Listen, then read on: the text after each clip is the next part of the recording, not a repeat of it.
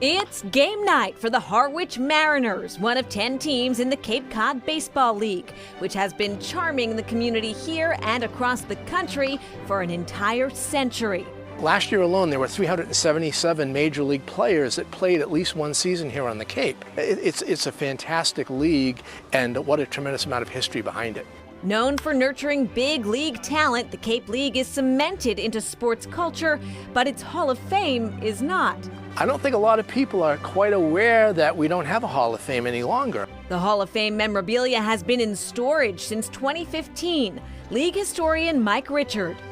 You know, there are bats, there are photos of the past, there are uniforms. We have 173 Hall of Famers, meaning there are plaques that at one time were on the wall. We want to be able to get those back up somewhere to continue to preserve the heritage of Cape Cod baseball. The Hall of Fame opened inside the Heritage Museum and Gardens in Sandwich in 2000, then moved to the JFK Museum in Hyannis, where it stayed for 7 years until they also ran out of room. The stars of the future shine here on the Cape every single night when you turn on the TV and you hear them talking about the year that this person played on the Cape. Organizers have leased a new home for the Hall of Fame in Yarmouth, but need to raise funds to turn it into a destination for fans. Who doesn't love baseball? I mean, it's a part of your heritage, it's a part of Americana.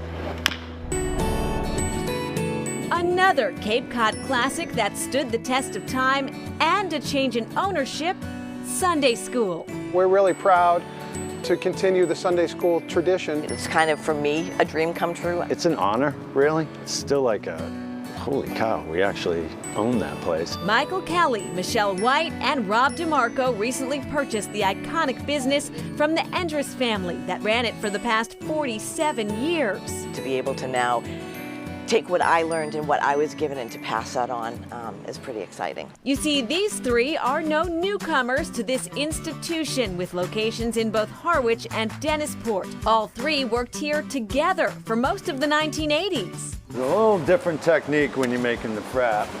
You want to get the ice cream almost broken up.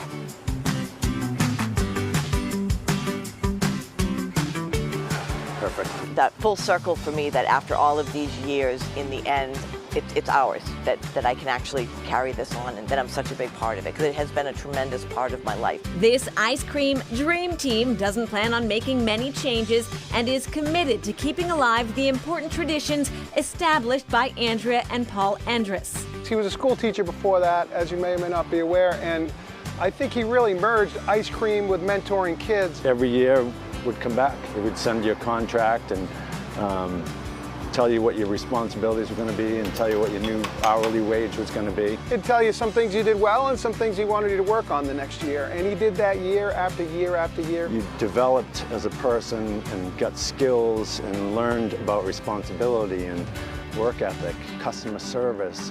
Essential life lessons that continue to leave a lasting impression on each season of Sunday School Scoopers. They enjoy working there. It's hard work, but it's a great group of kids that they work with. That's for about Sunday? Yes. An ideal summer job that keeps these teams coming back summer after summer, and even one generation after the other. 3 of Rob's kids will be behind the window this year. We're on the schedule. Even though not everyone here is related, it still feels like family. It's a pretty big deal, actually, on the Cape and everywhere else. Everybody knows Sunday school. Don't skip Sunday school.